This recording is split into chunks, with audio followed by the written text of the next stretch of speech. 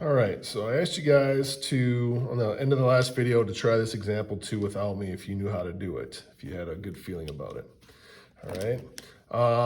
Unlike the last one I had to pick this first equation because it had a 1 in front of it. This one, I have a 1 in front of the x in both the blue and the pink equation, so I can choose whichever one I want. I'm going to put the pink one first. Step 1, I'm going to put in my x minus 8y equals 1. And once again, I need the letter that's got the 1 in front of it. All right, and then I'm going to put my step 2 right below it. I'll put in the other equation, x plus 2y equals 6. And then I always put step 3 to the right here. And we'll come back to that in a second. So in the last problem, I solved for the y because it had a 1 in front of it. If I'd solved for the x, I would have divided by 2 and I would have got a fraction down here. So over here, a lot of people make the mistake and they solve for the same y. But if you do that, you're going to get a fraction 1/8. We want to solve for the pink x. So in this case, I'm going to add it 8y to both sides.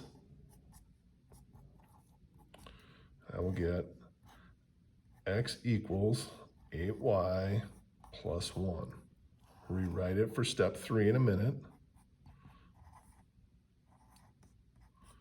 All right.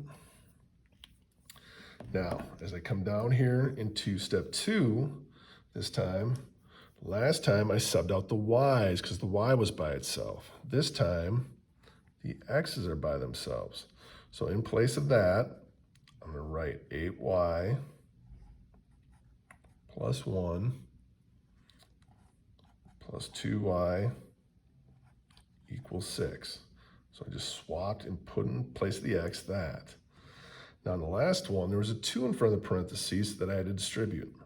There was no number in front of x, so there's nothing to distribute. So technically I could just drop off the parentheses. All right. As I do that, I will get 10y plus 1 is equal to 6. So I just combine my two terms here, 8y and 2y. I will subtract 1 from both sides to get that y by itself. I have 10y equals 5. All right. Now the last step, I'm going to divide by 10. Now, we said we were trying to avoid fractions, but that's mainly up here. This one's not going to be as bad. I'm going to just get y equals 1/2.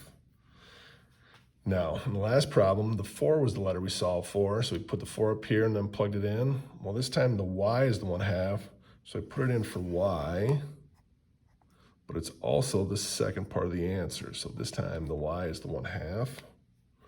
So I'm going to go x equals 8 plus 1. And I'm going to put in the 1/2 right here. All right, now to finish this problem off, we'll put the 8 over 1. I'll multiply 8 times 1 is 8. 1 times 2 is 2. All right, now 8 divided by 2 is 4. And then 4 plus 1 is 5.